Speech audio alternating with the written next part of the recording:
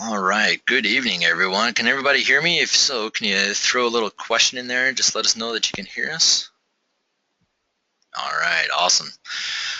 Well, very good. Well, welcome, everyone. Welcome to the webinar. My name is Justin Cooper. If you can see our screen, I'm the one on the left under Pine Financial Group. I am, of course, with Pine Financial Group. That's why my picture's under the Pine logo there. Pine Financial is Colorado and Minnesota's premier hard money lender. We're going to get more into what hard money is, but what we do is we raise and lend private money to real estate investors. We also host events like this webinar. We also host our full-day Investor Success Summits, both in Minnesota and in Colorado. They're full-day educational, no sales pitch events. We do live events every month. Actually, what we're going to talk about tonight is a class that Joe and I do together live here in Denver. And then, of course, we also have our monthly networking events. They range anywhere from 50 up to 150 people in attendance. Lots of people come out, real estate investors, agents.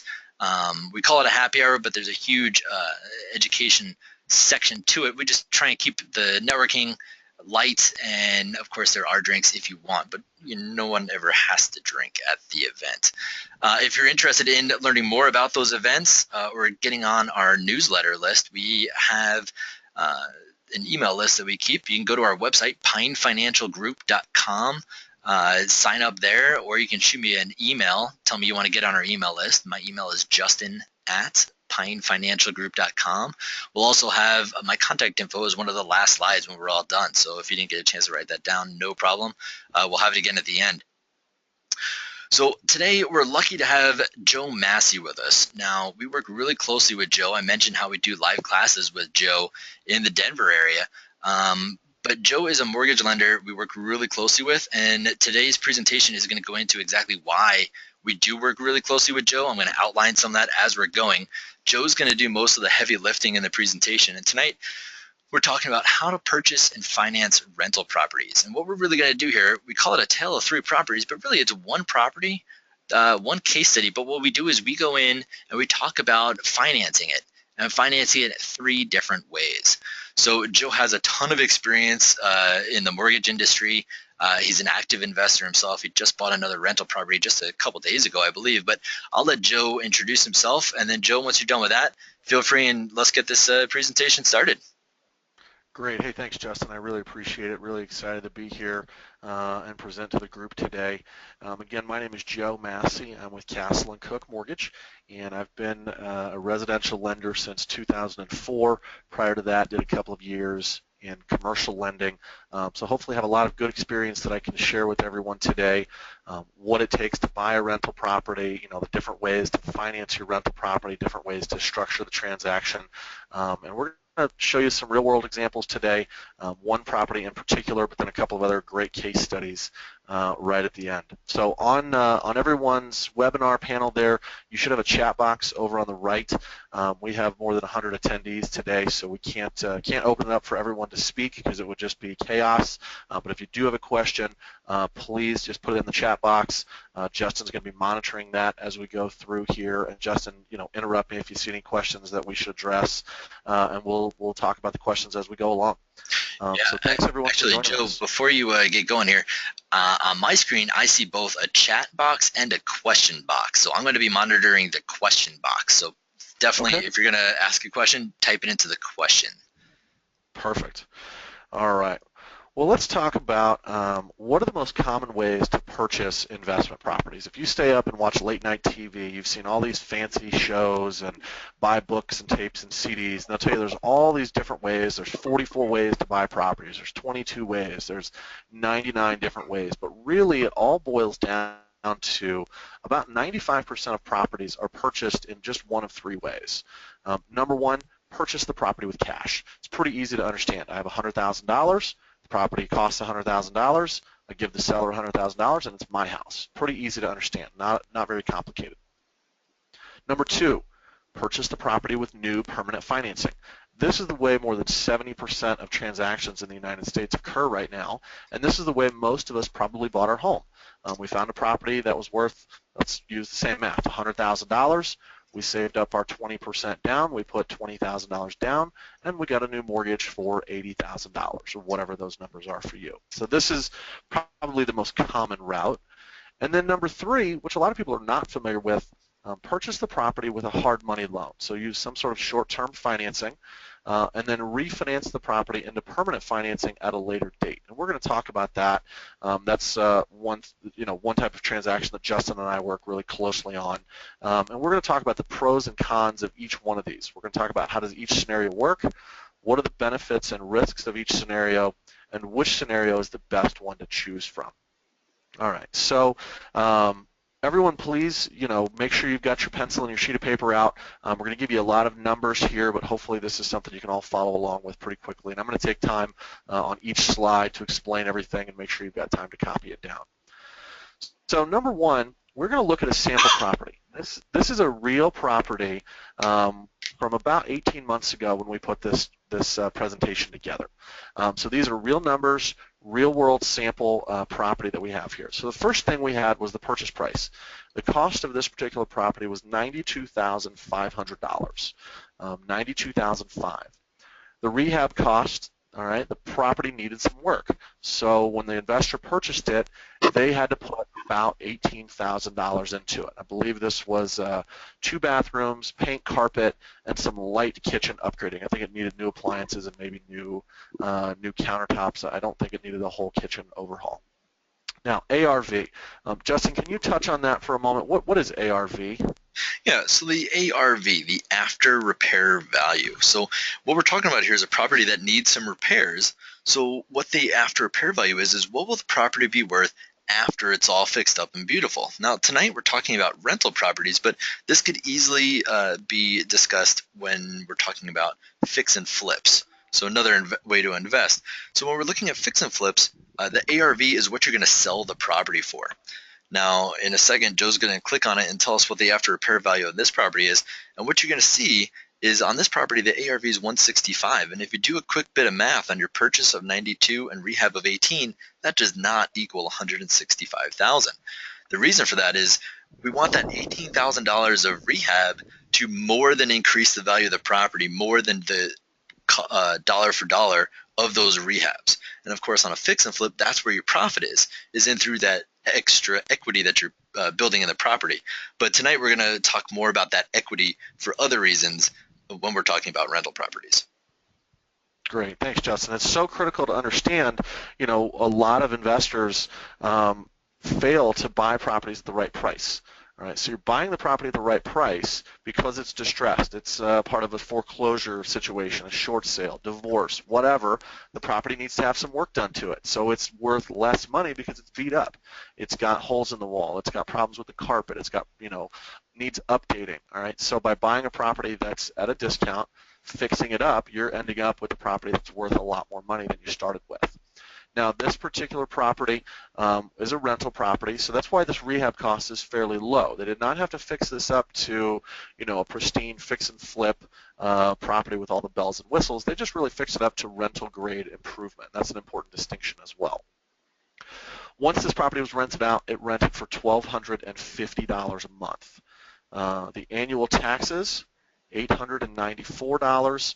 I imagine that's probably different for some of our folks depending on what state they're in. Here in Colorado, our property taxes are relatively low. And then insurance, it was about $600 a year for a landlord policy for this particular property. And then we always want to factor in vacancy and annual repairs and maintenance. Here in Colorado right now, our vacancy is less than 2% for single-family homes. However, that's a pretty extraordinary strong landlords market, and so we always use 5% as our average that we factor in for vacancy. You might want to use 8% to be a little more conservative. Some people like to use 2 or 3%. I think that's a little scary because vacancies at some point will increase. And then annual repairs and maintenance. We argue about this a lot in the office. How much should it be? Should it be 5%? Should it be $100 a door? There's all sorts of different numbers that we come up with. In this particular example, we use 5% of annual rents, $750 per year. Now, the way repairs and maintenance work, you're probably not going to go along and spend $50 every single month on your property. You're probably going to go for 6 months and not spend anything. But then 1 month you're going to have a broken dishwasher, and you're going to have to spend $300 to fix it or replace it. Then you're going to go along another 6 months, you're going to have a hailstorm and need to file an insurance claim and pay a $1,000 deductible on the roof. So this repair and maintenance number is not a monthly expense, but it's just money you're setting aside for those times that you're going to have those issues on your property and need to invest some money to keep it up. So hopefully everyone's had a chance to copy this down. Let's go ahead and look at scenario number 1. Now this is our same property. So up here in the top right, we have all of our constant information. It's the same price, same rehab, same ARV, monthly rent $1,250, taxes and insurance is $14.94. That's the taxes plus the insurance we saw on the previous page. Vacancy 5% is $750. Repairs and maintenance 5%, $750. So these are our expected expenses and expected income. So we're going to pay cash for this property. So our purchase price was $92,500. That's the cost to buy this home. Now, when we're buying a property with cash, do we have to pay any closing costs? A lot of times when we teach this class in person, a lot of people will say, no, you're paying cash. You don't have to pay closing costs. But that's not entirely accurate. You do have to pay some closing costs even if you're paying cash. Certain things like you may still do a property inspection. You're probably going to get title insurance. You're going to have to pay the title company closer to do the actual closing. You may have to pay your homeowner's insurance. If there's an HOA, you might have to pay HOA transfer dues. If you decide to get an appraisal, it's not required if you're paying cash, but if you decide to get one, of course you would have to pay that cost. What we estimate on average for a cash transaction, you're probably paying about $1,000 for this size home for your average closing costs. So in order to purchase this property, $93,500 in order to get the keys and the deed to the property. Now once we have the property, we've got to go in and start working on it. Again, $18,000 budget. After a month, 2 months, 3 months, we've spent all of our money, we've got the property completed, and we've invested a total of $111,500. So this is our total investment to purchase, close on the property, and rehab this property. Now, once we've got it finished up and rehabbed, we're going to rent it out. And our rents, we've got it up here, $1,250 a month. Now, our PITI payment, how much do we have to pay on this every month? There is no monthly payment. We paid cash for this property. So it's zero. We're not paying any money for this property, okay, on a monthly basis anyways. And so our monthly cash flow is really strong. We bring in $1,250 a month. That goes right into our pocket. Over the course of a year, we're going to take that $1,250 and we're going to multiply it by 12 months. Top line revenue for this property is $15,000 a year. Pretty good deal. You know, $15,000 a year is great. That's a great addition to your income. You do have some expenses though. We've got taxes and insurance, vacancy, and repairs and maintenance. So we've got a total of almost $3,000 of total expenses. That leaves us with net cash flow right about $12,000 a year. So we're netting a total of about $1,000 a month. Really a great little property. I mean, I'm sure to make an extra $1,000 a month would be great for a lot of property investors. Yeah, I'd certainly be happy with that. Yeah, I think that's a great deal. So let's look at the return. You know, the cash on cash rate of return, this is a formula that we use where we're going to look at how much money are we getting from the property, how much money did we put into the property. So we're getting $12,000 a year, we put in $111,500, we're getting a return of 10%, 10.8%, which is really reasonable. You know, this is a great return. It's better than you're getting in the stock market right now. Very, very good return on real estate. This does not factor in any of the tax benefits such as depreciation. This does not factor in the appreciation of the property. This is just your straight cash return on your cash investment.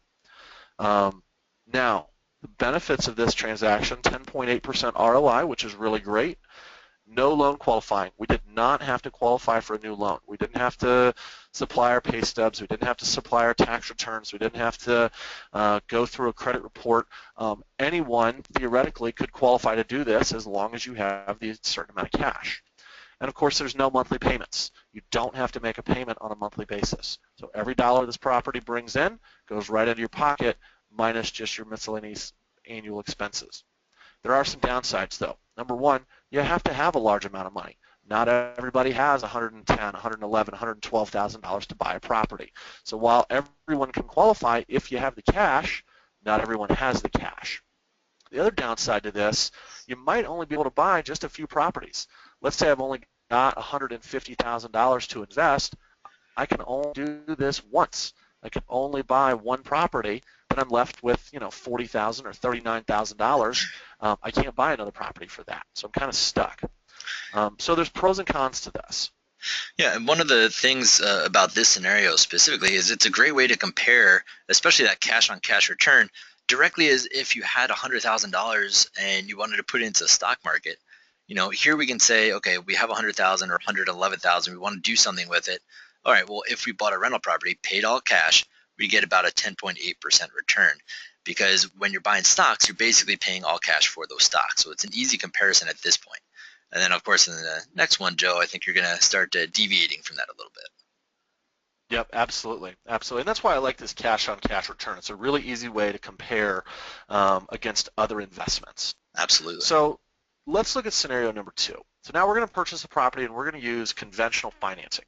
So again, I hate to beat this dead horse, but we have our same property, 92,005, 18,000 rehab, same ARV, same rent, same taxes, insurance, vacancy, repairs, and maintenance. We have a few more steps. So number 1, we've got our purchase price of 92,500.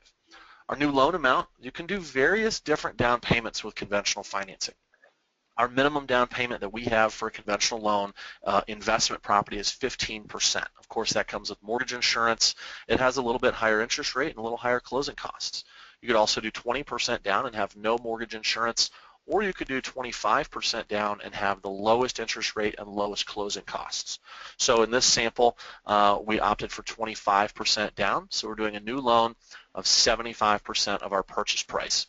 Our down payment we need to buy this property, $23,125. Now when we're doing a new loan, we are going to have higher closing costs because we've still got miscellaneous things like the title insurance, the title closing fee, inspection if we opt to do that. But now we also have to pay for an appraisal.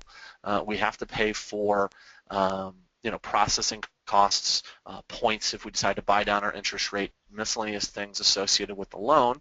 Roughly $3,500 total costs to close on this property.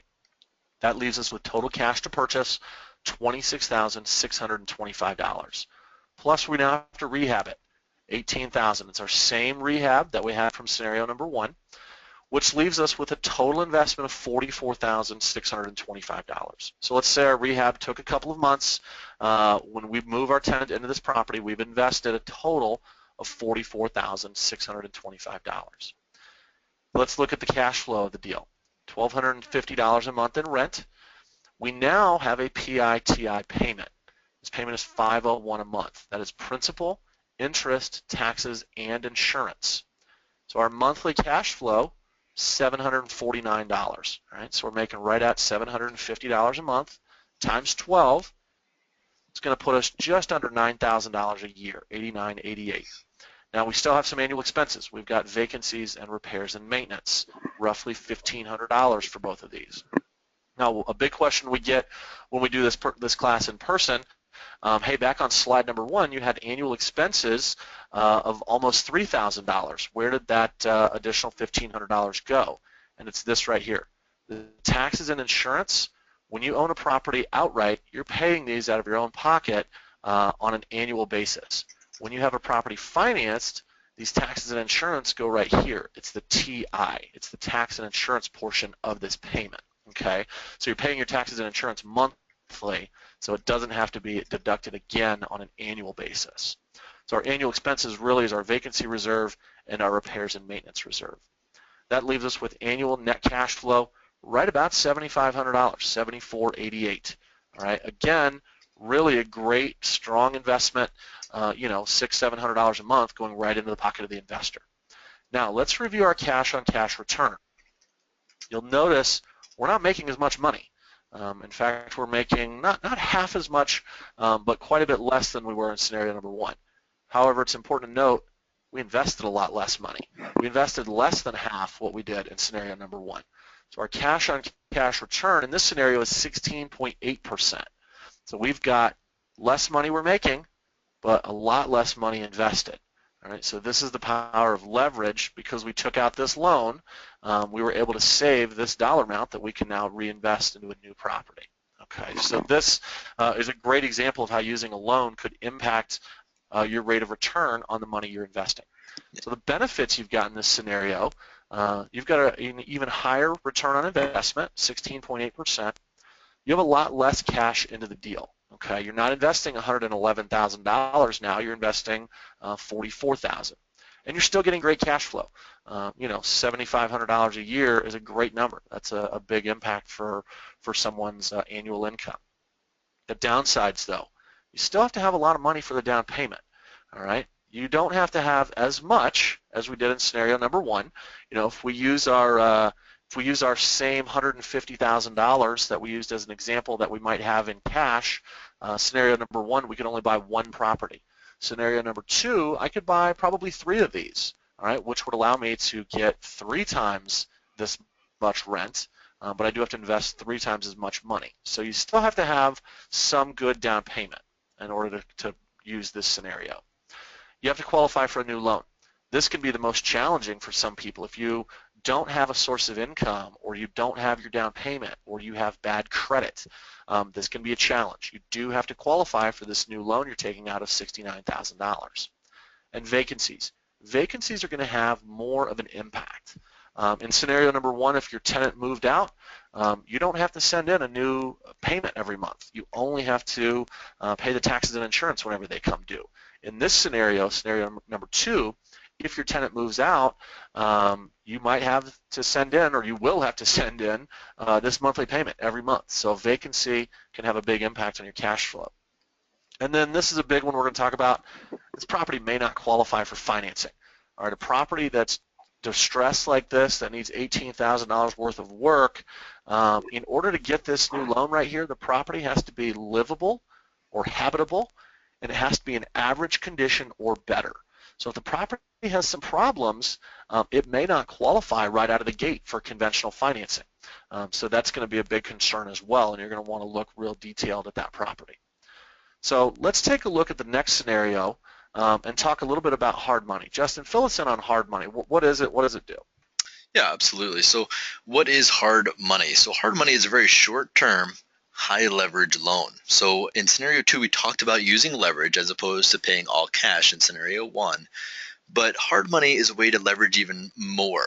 And we're going to get into some details and go into the same numbers in just a second. But why would someone use hard money? Why would someone use a very short-term, high-leverage loan, especially if we're trying to buy rental properties, which is going to be a long-term wealth-building tool for us? So short-term, when I say that, a lot of my competition, a lot of other hard money lenders are only 6 months long. We like to think ours is much, much longer. We have a 9-month loan. But still, there's no long-term wealth about 9 months. So we're going to get into details on how you can make a 9-month loan work and have it make sense. So what we're looking at here, when would you use hard money? Well, like we're talking about, what if the house needs work? Look at the house on the screen right there. Joe, the obvious question, could you lend on a house like this? No, this is not habitable. It is not in average condition. I mean, this thing's got peeling paint over here on the sides. It's got a crumbling foundation. It's got broken windows. There's a lot of problems. I would not be able to do a loan on that. Exactly. So conventional lenders shy away from houses like this, where hard money lenders are actually drawn to this. This is the house that we really like. That $18,000 may just be a quick little cosmetic fix, and that's all well and good, but a house that actually looks as bad as the one on the screen, that's almost more appealing to us. Remember when we talked about how putting in the repairs increases the value and the equity spread in the property?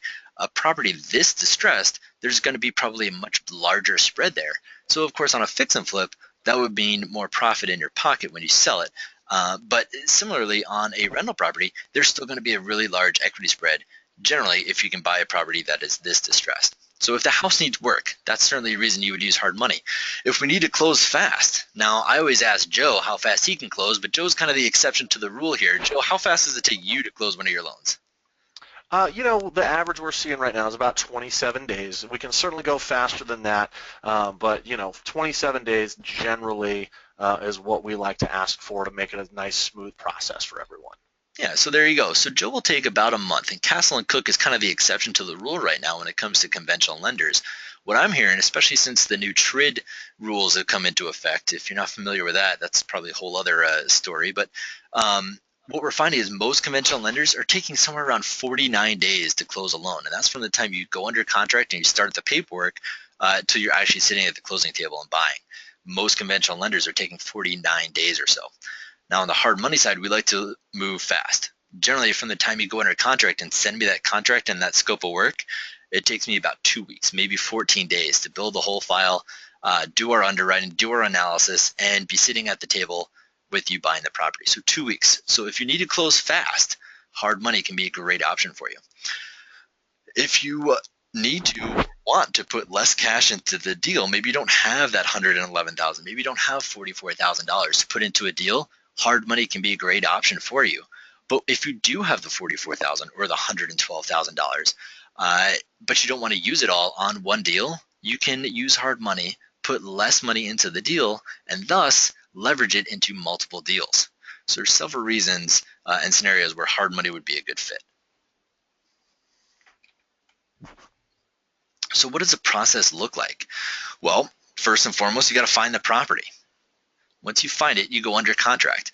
And when you're under contract, you're going to be preparing your repair budget and analyzing the deal. Now, some people put their repair budget together before they go under contract, but generally, especially in today's market, regardless of which market you're in, time is of the essence. You need to be pulling the trigger quickly. So do a quick bit of analysis. Make sure you know what offer price is going to be a smart number.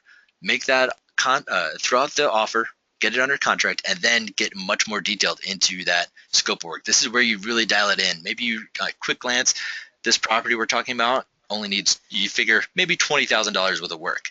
Once you go under contract, now maybe you get your contractor in there, spend some time and really sharpen the pencil. Okay, it's going to be $18,000 for this property. Great.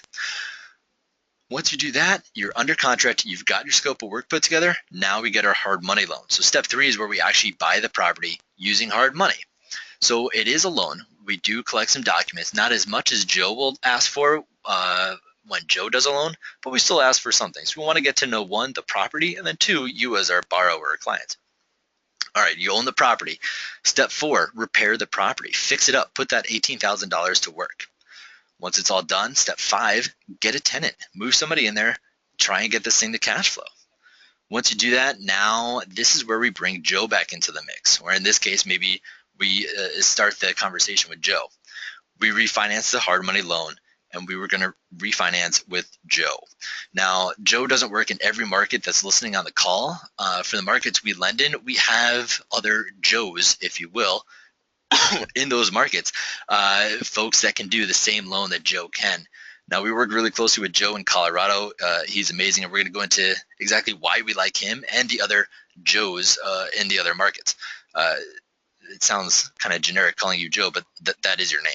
So that is true. Now I said number 6, refinance a hard money loan. This is where you bring Joe in.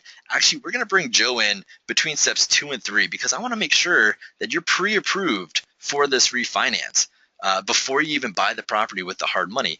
The reason I want to do that is to make sure that I'm not going to set you up to fail. Last thing I want to do is get you into a property where you're fixing it up, you have a plan of holding it as a rental, you put a tenant in there, and then we find out you can't refinance the property. Now, every now and then something crazy happens. Maybe you get laid off in the short time you're fixing up the property, but generally we want to make sure you're pre-approved, do everything we can to set you up to win, and know that that refinance is going to go smooth. So, of course, you refinance with Joe, line 6. And then number 7, now you're off to the races. Now you hire a property management company, you manage the property yourself. This is where we really start cash flowing the property. So let's look at the scenario number 3. So, Justin really broke down for us how to use hard money. And a lot of people miss this strategy because hard money is generally a short-term loan, and they think of hard money only to do a fix and flip. They're like, well, I can't acquire rental properties with hard money because it's only a 9-month loan or a 12-month loan or whatever it might be. We're going to show you exactly how this is going to work and how you can use hard money and use your strategy appropriately to expand your dollars even further. So we're going to start here again. Same property. Going to keep beating our dead horse here. Purchase price $92,500. Our rehab costs roughly $18,000. Our closing costs are higher. We're about $5,000 total. So an important distinction, hard money loans are more expensive than traditional financing. So this is going to give us a total loan amount of $115,500. Now, Justin, could you break down for us how your mortgage works as far as loan to value, ARV, and the amount you'll fund on a transaction? Yeah, absolutely, and that's a great transition right there because somebody just asked to go into more detail on the loan to value with hard money, so perfect timing for that question. Yeah, so what we do at Pine Financial, we lend based on the after repair value of the property. So we only really are a good fit when the property needs repairs. What we do is we will lend up to 70% of the after repair value. So 70% of the after repair value. Now, if everybody's sitting at home or your office, wherever you are, you probably got your smartphone there. You can probably do a quick bit of math here. What would 70% of $165,000 be? I'll let you guys think through. I'll let you type it in. Joe, what do you think? I'm going to go with right around $115,000, but let me check. So we got 165 ARV. Correct. Times 70%. Yep. Times $115,500. All right. So Joe, let's click the next button there. What's the down payment needed? 0. Why? Because you can get a loan, a hard money loan, for $115,500. So why do you need no money? Well, the purchase price of $92,500, the rehab of $18,000, the closing costs of $5,000. Everybody added that up, double checked Joe's math there, made sure his presentation's right, and that comes to $115,500. So in this case, you could borrow the exact amount that you need for this deal. Working with Pine Financial, there might be other hard money lenders who do this, but I prefer Pine Financial Group. We can loan 100% of your costs in this scenario because your costs are equal to or less than 70% of the after repair value. I can loan up to 70% of the after repair value. So in this case, I can cover all your costs, purchase, repairs, and closing costs. So there would be no down payment. At closing, when you're buying this property, you do not have to bring any money to closing. I think it's so critical that everyone understand this. So I'm going to leave this up here for a minute. $92,500 is the purchase price. This is our same rehab cost of $18,000. You can use your own contractor. You can be the contractor yourself. Justin's going to handle your construction draws. So he's funding, Pine Financial is funding the $18,000 rehab. And then your closing costs are being added into the loan. If you have a good transaction like this, they'll fund 100% of the purchase, rehab, and costs. So I hate to beat a dead horse, but that is so critical to understand that Pine Financial gets you into this property with no money down. This is a huge, huge benefit that everyone should really understand how to handle this transaction. Your next step, complete your rehab. All right, you're going to put this $18,000 to work, get the property fixed up, and once the rehab is completed, plug your tenant into the property and then call me to do a refinance. So we now have gone through this transaction. Again, just like we did in scenarios 1 and 2, we got our property fixed up, and it's now worth $165,000. Now we do have another step in this scenario. We're going to do our refinance. So we're going to pay off the existing loan. The loan for Justin's hard money loan is $115,500. You have closing costs again. All right. The reason you have this is now 90 days later, or however long it takes you to do your $18,000 of rehab. We have to have an appraisal. All right, we're going to have a new appraisal to confirm what is the new value of the property. You've got to have an appraisal. It costs us, title company, processing costs, credit reports, things like that. You're going to see total closing costs of about $4,000. Now, this is a little higher in scenario number 2 simply because this is a larger loan. Costs go up as you do larger loans. But the great point, we can include the closing costs into our new loan. So we're going to pay off Justin's loan at Pine Financial. We're going to include $4,000 in closing costs. We're going to give you a new loan for $19,500, which is less than 75% of this new appraised value. So it's really important. One of the reasons that we can work well together with Pine Financial is we'll lend you 75% of that new appraised value. They'll go up to 70% to get you in. We'll go up to 75% once the rehab is completed. That allows you to include your closing costs. Now, So I want to yeah, just jump in here. Those two numbers are critical when you're doing your diligence and you're trying to understand, one, how this program works, and then two, if the deal will fit and work. So Pine Financial will lend up to 70% of the after repair value, and Joe Massey, the Joes of the world, will do up to 75% of the after repair value. Now there's several reasons why we like working with Joe. Okay, Joe is a Fannie Mae direct lender. And that's really the key. And the people in the other markets, not just in Colorado, the people we're looking for, the other Joes, are Fannie Mae direct lenders. This is two of the reasons that we like Joe. The first one, he will lend based on that after repair value of $165,000. Okay, if you go to a Wells Fargo, a Chase, somebody else, they will not lend on that after repair value. They will be lending probably on your purchase price, maybe on your cost, the 92 plus the 18. But generally it's on the purchase price. We like Joe and Fannie Mae direct lenders because they lend on the ARV. That's reason number one. Number two, they will lend up to 75% of it. And that's critical because what we're trying to do in this scenario is have as little out of pocket as possible. On the hard money purchase, zero money out of pocket. As Joe's about to click, what's the next bit on the refinance? How much out of pocket there? Zero. Okay, so this is what makes this critical. Finding a good deal, of course, is important, but understanding that Pine Financial can loan 70%, Joe and Fannie Mae direct lenders can lend up to 75% of the after repair value. absolutely, Justin. I Now, think Joe, you're exactly right. It's important to understand that. Yeah, go ahead. absolutely there's another question here. What's the time frame that we have to wait before the refinance? And that's a great question, and that's another reason. What are we on, number three, that we like Joe and Fannie Mae direct lenders? Joe has zero seasoning requirements.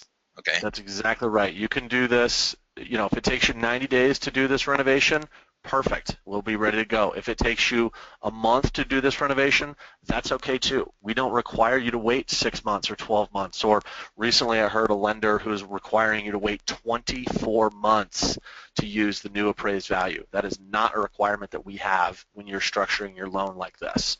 All right, so because we're simply paying off this hard money loan, we're not giving you any cash out. You're not taking any cash out of your pocket or taking any cash out of the transaction. We can do this with no seasoning. Absolutely critical. And that's why it's so great with Pine Financial too, because they structure these transactions up front, allowing us to utilize that no seasoning window to do this renovation quickly. So such a great point, Justin. Yeah, thanks. So here's one question here. Now this is starting to border on maybe too personal of a question, or something you'll want to discuss with people more privately, mainly because there's probably a lot of extra questions. But the question would be, what if the borrower has good credit but not much income? Okay, that's a great question. We would really have to look and see, do you have enough income to make your monthly payments on your existing debts, and is the rent on this new property going to cover the rent on this? So if you are on unemployment, no, that's probably not going to be a good scenario for you. But if you have a job that you can cover your existing vehicle loan and mortgage payments and whatnot, and this is going to be supplementing your income, then yeah, that could work. We really just have to look at everyone's situation individually. It is critical that you can qualify for this loan here.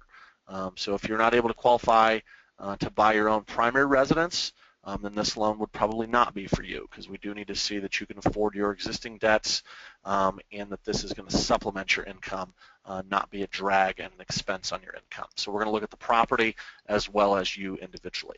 So speaking of the property, let's look at the monthly rents. The same property, $1,250 a month. PITI payment. One more thing here. So especially because we're talking about what the rents are and qualifying, another question, do you have to have the property rented first before you get the refinance? Not necessarily. If you have enough income that you can make the monthly payments on your own, you don't have to have it rented. But like the question prior, if you don't have a lot of income and you need the income from this property to cover this new monthly payment of $794, then yeah, you do need to have it rented. Okay, and how soon? What does it look like? Is like day one the property's rented? Can that rent Mhm. then apply? Yeah, day one. We just need a copy of the lease and the signed security deposit check or initial rent check showing that that lease is in force. All right. So one more question on qualifying. What kind of credit scores are you looking at, Joe? To qualify for the very best interest rates, you want to have a 740 credit score or above, but we've actually done these down as low as a 660 credit score. So as you have lower credit, you're going to have a higher interest rate, and so it's going to make it a little more challenging for it to be a really attractive loan for you if your payment's not $800 a month, but $1,100 a month due to poor credit. So you really want to have that minimum 740 credit score to qualify for the very best terms, but we can go down as low as a 660 or less depending on the individual qualifications of the customer, but it might be hard to make the transaction work from a cash flow standpoint at that. Gotcha. And we got a lot of questions coming in. I've got two more I want to ask you. Since Sure. we're talking about rents and qualifying, what percentage of rents do you count towards income? How do you qualify rent? What do you look at? We'll count 100% of what you're filing on your tax returns. If it's a newly rented property, we'll give you credit for 75% of the rent with that signed lease and security deposit. Awesome. And then several people have been asking, how many properties can you get financed? And Joe, I'll let you answer that. But before I let you, I want to say that this is going to be number 4, the fourth reason I think that we really like Joe and Fannie Mae Direct Lenders.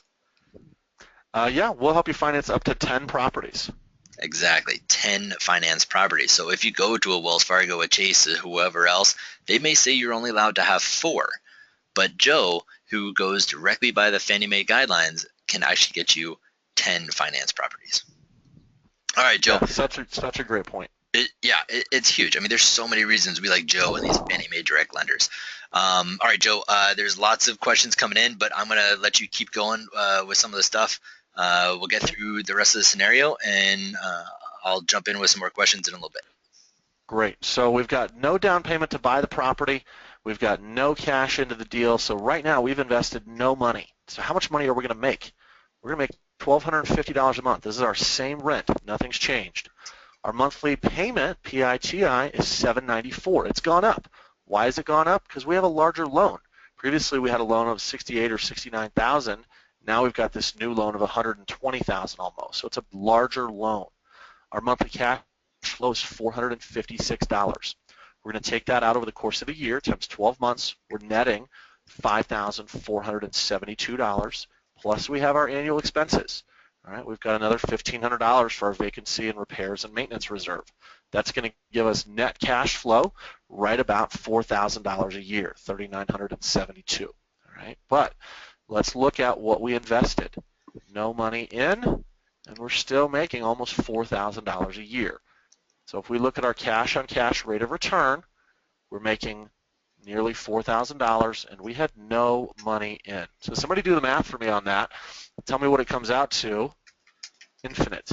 Breaks your calculator if you try and do that. All right. This is, again, reminding you put no money in and you're making $4,000 a year.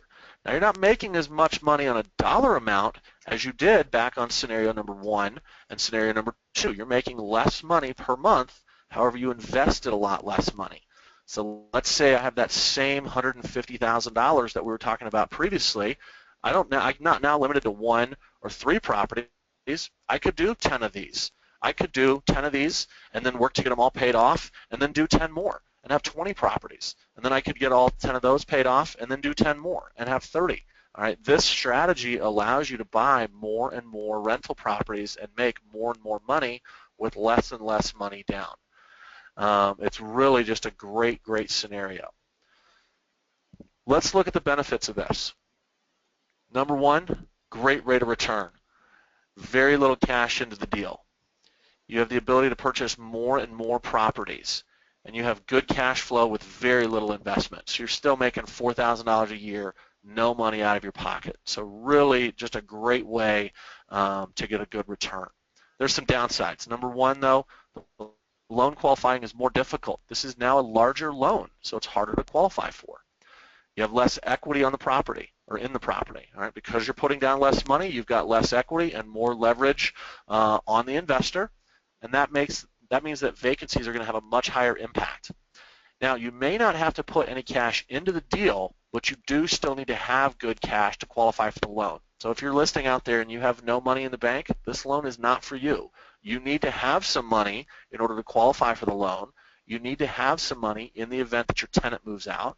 You need to have some money in the event that you have cost overruns on your repairs. You need to have some money just for a rainy day in case something happens. All right. The other important point, the appraisal is the key determining factor on the approval of the loan. You should be prepared to bring some money to the closing. You should expect to put between 3 and 15% into the transaction. So the scenario that we just showed you is a real world scenario, but it is the best case scenario. All right, we've had a number of these where we've helped customers and they've put no money down at the hard money closing, no money down at the refinance closing.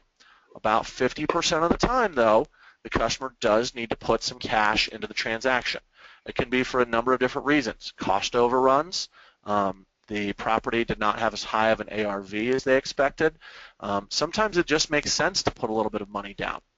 So you really Now, need to Joe, have let me some jump. cash available in the event. Yeah, This go is ahead. a great point. Some people have been asking, what does it look like to qualify for Joe's loan? What does it look like to qualify for Justin's loan?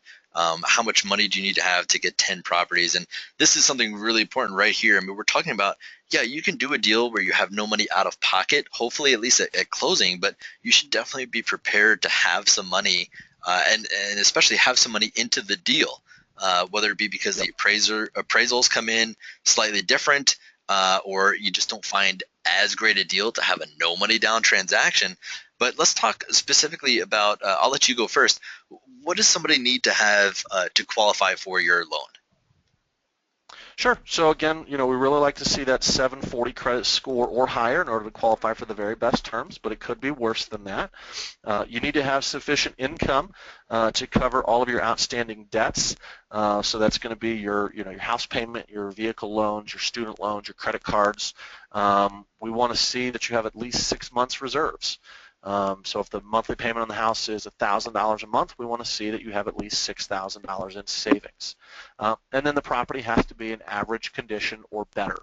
So again, that's where you're instrumental in that. And sometimes the property needs some work, and that's not what we're going to lend on. We need to see habitable, average condition properties. So qualifying for our loan is just like any other refinance. We're going to ask for your paycheck stubs, your tax returns, your W-2s. If you're self-employed, that's not a problem. We work with a lot of self-employed people. Now, if you're self-employed and you're broke, that's going to be a problem. But if you're self-employed and you make money and you declare your income on your tax returns, we will absolutely look at that. And we do probably 20% of our business is self-employed folks who've been turned down by other lenders who simply don't lend on self-employed customers. Now, what about liquidity? How much do you need to see? Let's say they're trying to get property number one or property number two. What do you want to see, and where do you want to see that? 6 months reserves, and we want to see it in checking, savings, IRA, 401k, anything like that. We just want to see that in the event of a rainy day, you can access those. Gotcha. And so now on the hard money side, uh, we want to get to know you as the borrower as well. Now, actually, Joe, let's jump back over to you real quick.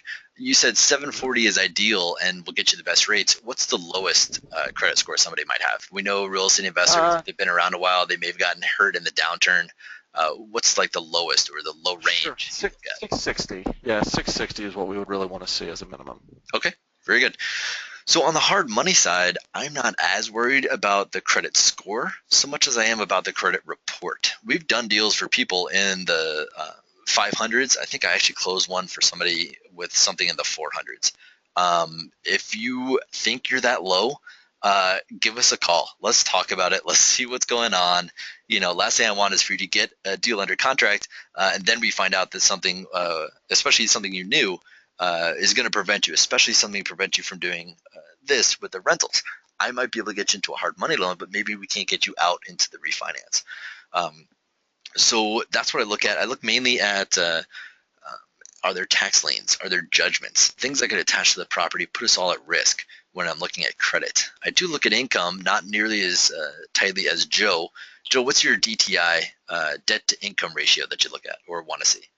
We'll go up to 50% for an investment property. So if you make $10,000 a month, you can have up to $5,000 a month going out for your monthly bills. Gotcha. Now, of course, I'm going to tie closely to that if you're trying to do a rental property, because I got to make sure that you're able to finance. But if you're just looking to be doing fix and flips, you're not necessarily trying to buy the rentals with this. I've done deals where someone's DTI, debt to income ratio, was as high as 2,500%. So the big key there is making sure that you're liquid enough. Now, Joe makes sure you're liquid. He wants to see 6 months payments and reserves, but I also want to see 6 months of payments. Now, I charge 15% interest. So what I want to see is 7.5% of the loan amount. But what I want to see is that in true liquidity. I want to see that in checking accounts, savings accounts.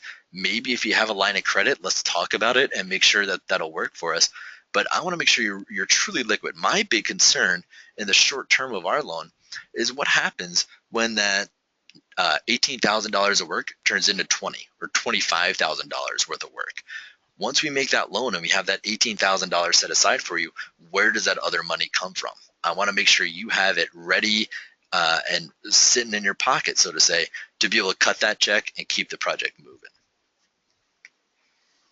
Absolutely. Yeah, it's absolutely critical to have some cash that you may need to put into this transaction.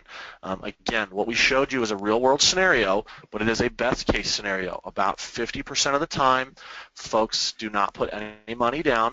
The other 50% of the time, they have to put in somewhere between that 3 or 15%. One of the big questions that we always get when we do this in person is, well, how do we know which one is it going to be? Is it going to be 3 or 15? Well, it depends on the transaction. Depends on exactly what you're doing with it. It depends on exactly the ARV. Depends on how you're structuring the transaction. Depends on the rehab. So it's a pretty wide range because it really comes back to your choices as an investor on how you structure the transaction. So let's look at a couple of real-world examples that we've got some pictures of, and I think are good examples here. So this was Raleigh Street. This is one of Travis's properties. He's one of our coworkers. He works at Pine Financial. And he purchased this property for $110,000. He had to put $25,000 into it. Total closing costs when he bought the property were $6,250. So his acquisition, his hard money loan, his acquisition cost was $141,250. And it's just the sum of these three items, 110, 25, and 6,250. So 141,250. The ARV was 180. So 70% of 180 is $126,000. So he was only able to borrow $126,000. He had to put down $15,250. Now, does that automatically make this a bad deal? Maybe, maybe not. If we look at it, value is 180. He put 15 in. That's about 7%, about 8% down, I guess.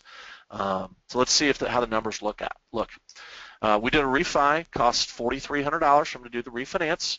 The new refinance loan was $132,000. We financed in all of the closing costs. The new monthly payment was $823 a month. Rents for $1,245. Gross cash flow, $431. This is the after picture. All right. Whoops. How do I go back here? This is what the property looked like before. Afterwards, this is what it looked like. So really, really a great little rehab there. And this was one of our fastest transactions. It was processed in only 1 month. He only had to make one monthly payment before the property was fully occupied and refinanced. So from the day he bought it until the day he closed, it was 58 days. From the day he bought it and then closed on the refinance. So only 58 days, one hard money loan payment. So let's look at the rate of return. $431 a month times 12 months equals $5,172. His initial investment was $15,250 plus that one hard money payment of $16,825. His cash-on-cash return is this $5,172, his annual return, divided into his initial investment of $16,825, 30% ROI. I want to wrap your mind around that for a second. He still put $15,000 down and is returning 30% year over year on that money. not including the value of the property going up, not including principal reduction, not including tax benefits, not including depreciation on the property. There's a lot going on outside of this. This is just strictly the cash-on-cash return. All right, really a great plan, great transaction, and he did have some money down. He was right in the middle of that 3 to 15% at 8% down. So really a great transaction there.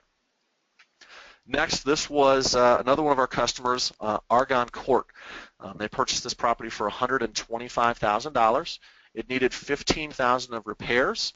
Total closing costs from Pine Financial and the title company when they closed was $5,970.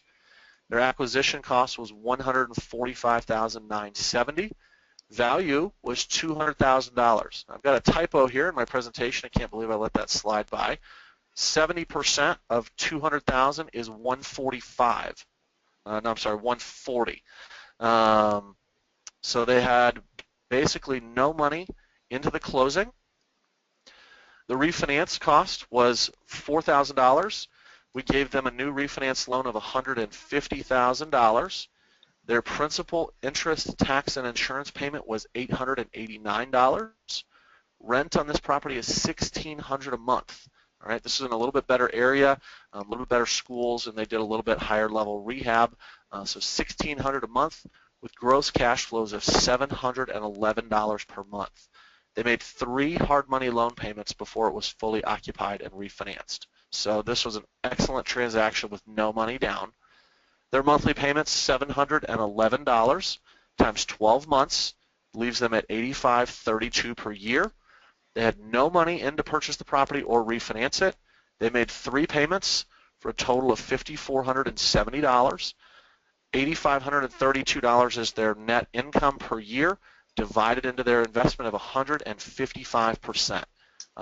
This is an absolutely phenomenal investment, and this is a real-world transaction. You can see the snow on the ground. That property just closed, just a couple months ago. So really a great transaction. These properties are out there. So which option is the best one? Only you can answer that question. The best option is completely up to you. You should carefully review all the following areas to make a decision about the right strategy. You should look at your personal financial situation, your risk tolerance. Are you able to qualify for a loan? Do you have appropriate assets and cash on hand? What are your investment goals? What are the implications for your taxes? And what's your exit strategy? How are you planning to get out of this property? If you have other questions, you can call Justin. His phone number's up there, 303-835-4445. Or, of course, call me, Joe Massey, at 303-809-7769. We'll leave our contact information up here for a minute. Justin, what other questions do we have that came in while we were finishing up? Well, to be honest, I think we've answered almost all of them. I'll scan through here real quick, but I want to go back to that previous slide. You don't necessarily have to go back there, but a lot of people think that we're steering you, or everybody who goes to this class or listens to this presentation, that we're steering you in the direction of hard money. And of course, I am a hard money lender, so I'm biased. But I've bought property cash. I've bought property using conventional financing, just going straight in and putting 25% down. And I've bought property using hard money. And we've got a lot of clients who have a great mix of all three. It just depends on the deal. It depends on the deal, the strategy, the numbers, what they plan on doing. Not one way is best for everybody. And I think that's really important for people to wrap their head around. It I think really that's just so depends. critical. It's not even just one strategy per person. I have, exactly like you, I have customers that use all three. Some pay cash, some finance if they find a turnkey, some use hard money. So while you might think as an individual A, B, or C is better, you really should expand your options and look for the appropriate transaction, the appropriate financing depending on the transaction. So I think you're exactly right, Justin. Absolutely. Absolutely. I think feel free and call Joe. Reach out to me. We're both happy to chat with you. Spend a few minutes, listen to your personal situation, because everybody's personal situation is different, and help you strategize. What might be the right price point? What might be the right way to go? Are you pre-approved today? If not, what steps should you be taking? Is a partner right for me? there's lots of different things, and we're happy to spend some time looking at it here. Um, so got some questions here. Joe, one of them, what documents do I need to provide proof of income if I'm self-employed? Your 2 years tax returns, business and personal, all pages of the federal tax returns, and a year-to-date profit and loss. Perfect. Um, what was the minimum score again for the refinance? Well, again, to qualify for the best terms, we want to see a 740. If you have poor credit, we would really like to see a 660 or better. Gotcha.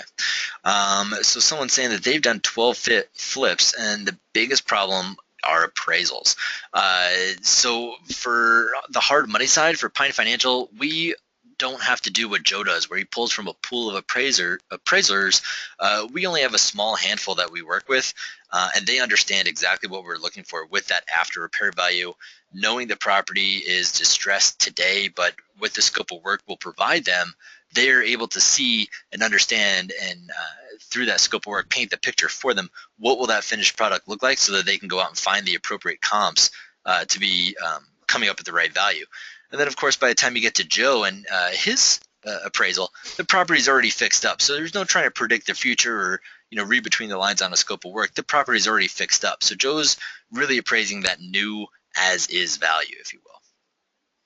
Yeah, if you're doing fix and flips and you're having troubles with the appraisals, we could spend an entire class on that, but generally that's a problem with the lender not having an appropriate panel of appraisers. So make sure when you're selling the property to that end buyer that you're working with a lender who offers the appropriate fix and flip financing. We hear that problem all the time. I've never experienced it, but it's a common issue that we hear about, and it's a really easy one to solve. Yeah, so Joe, here's a great question, something we didn't address. How long does an LLC have to be in existence to run the loan through it? Now, I have my thoughts on LLCs, but what's Joe's thoughts? Yeah, so if you're looking to get a mortgage, mortgages are for people. This is everything we've talked about today is for a residential mortgage for individuals. If you're trying to get a loan for an LLC, that would be a commercial loan, would be completely different. I'm not familiar with any commercial lenders that do this type of financing. They may be out there, but it certainly would not be a 30-year fix and certainly would not be a mortgage. So in order to utilize this, it would need to be in your personal name. Yeah, and I'm not going to condone it, but there's certainly strategies around, to still get the benefits of an LLC or the asset protection of some sort of entity, but you still have, a 30-year conventional loan. So, but that's probably a story for another day, probably something more along the lines of an asset protection class. And we certainly will probably be having some folks on in the near future to discuss that. But absolutely, what you're doing is you're signing a personal loan, and that's what Joe wants to see, is you personally signing on it. Yep. What else? Well, first off, there's still some questions we're going to look through, and if anybody else has any questions, feel free and reach out.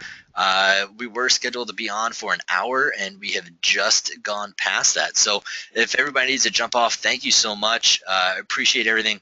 Again, feel free and reach out to myself or Joe. We're happy to help anytime. Joe, great. Before people jump off the call, one more thing. Joe has an app for your smartphone. Joe, tell us all about it. Yeah, it's just a very quick application that you can install on your Android or iPhone. It allows you to punch in your purchase price, your interest rate, your taxes and insurance, and it'll calculate your monthly payment for you. And it'll tell you right there, this is what it would be on a conventional loan, this is what it would be on an FHA loan. And I know Pine Financial has a great app on their blog as well at pinefinancialgroup.com. Really works great for investment properties and fix and flip applications. Or fix and flip properties. So I would encourage you to download my app on your smartphone, take a look at the Pine Financial website, utilize their app that they have there on their website as well. Absolutely. So let's see here. A couple more questions. Are you able to do hard money loans at a foreclosure sale? So foreclosure sale, what exactly are we talking about? Generally, we're talking about, at least in Colorado, the public trustee sale. So the actual foreclosure auction. No, we are not, because generally we don't have enough time to do our diligence. We can move incredibly fast, 2 weeks to build the file and get it done. But generally, depending on what kind of auction or foreclosure we're looking at, you may only have 24 or 48 hours to do your diligence. And even then, you're not under contract on the property yet. Once you go under contract and win the bid, you may only have a couple hours, if that long, to come up with the cash. And unfortunately, that's just not long enough for us to do our due diligence on the property. What we have done is have clients pay cash. We're bringing a private lender, pay cash for the property, and now we have a little bit of time to do our diligence, and we can do essentially a cash out refinance into our hard money loan to get you going that way. Joe, quick question on that. If we were to do that, would you be able to then implement this program on the back end on the refinance?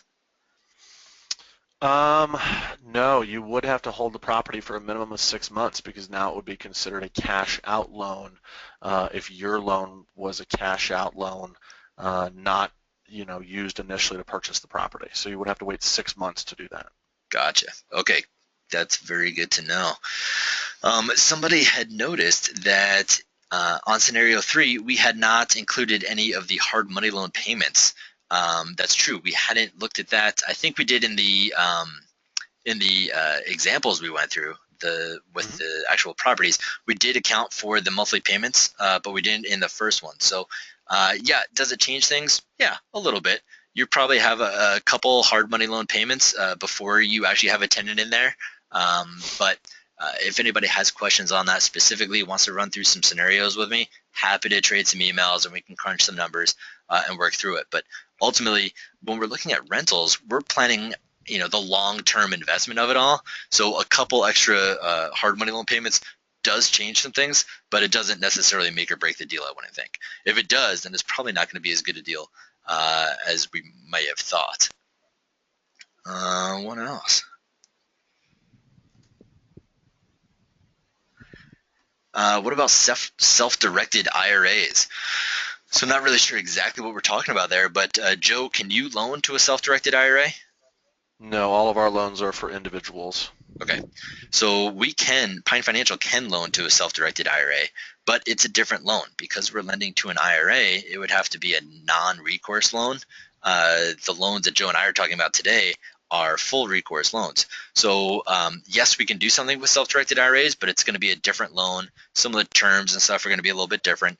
And if you do want to hold something long-term in your IRA, Joe's not going to be the best fit. Generally what will be are the smaller local banks. We'll call them portfolio lenders, someone who's going to hold that loan in their portfolio. They're not going to be looking to sell it to a Fannie Mae or something like that. So yeah, self-directed IRAs, again, that's going to be another topic for another day, because we could have another hour, 2 hours, a 3-day class on self-directed IRAs and using your self-directed IRA to buy real estate. Yep. All right, well, I think we're about 10 minutes over here. Maybe one last question, it looks like. Let's try this. Can you do hard money loans on foreclosure listed on the MLS website? Yeah. So if a property is listed on the MLS, absolutely, because now it would be treated just like any other sale of a property. So you could write your offer, say you want 30 days to close, and just like any other property or any other seller, you now have 30 days to do your diligence once you go under contract. So foreclosure listed on the MLS is very different from foreclosure at the courthouse steps. One last one for Joe. What states are you licensed in, Joe? So I am just in Colorado only. I don't lend outside of Colorado, but we do have presence in about 27 different states. Minnesota, unfortunately, not being one of those. We have guys in Utah, Nevada, California, Hawaii. Mostly West Coast is where we're based. We have a couple of branches in one in South Carolina, Connecticut, Florida, so some on the East Coast. But if you do need something outside of our reach, just let me know. I have a very close friend and colleague, and he works for a lender who's licensed in all 50 states. He handles all of my business that's outside of our footprint. Yeah, and I've got connections. There's probably a lot of people on the call tonight from Minnesota and from the East Coast and the DC area. And I've got connections in both of those markets, people that we have done this exact loan with and closed it all the way through, just like we've done with Joe several times in Colorado. So if you need someone specifically in those markets, feel free and email me. Happy to connect you. I think the very last question here, are there points on the hard money? Yes, there are. I don't think we necessarily spelled that out, but we charge, Pine Financial charges 4 points and 15% interest. And those 4 points are part of the closing costs that come upfront at closing when you're buying the property. So if you remember, as we were going through the different scenarios, talking about what the closing costs are, those 4 points were included in those closing costs. So yes, we did account for the points. I think that about does it. Joe, we're getting a lot of people dropping off the call. We're getting a lot of thank yous in the questions. So I think with that, Joe, any final thoughts? No, thank you everyone for joining. Justin, thanks so much for organizing this. Really appreciate it. I could talk about this stuff all day and all night. So if you have additional questions, please call us or email us. We would love to chat with you and love to work with you on a transaction. Absolutely. Same here. I love talking about real estate. It's something that I'm very passionate about. So come look us up. Get on our newsletter. Get on our events list. Joe has a similar list that goes out. He does tons of classes, as does Pine Financial. Come out, get on our email list, get on, find out when our events are, and come out and join us. Or if you have questions that are more pressing, give us a call and shoot us an email. We'd love to chat with you personally and talk to you and help you guys grow your investment portfolio. So with that, thank you so much for coming on the call tonight. Really appreciate all of you. Great questions. And hopefully we'll see you next month on the next webinar. Thank you.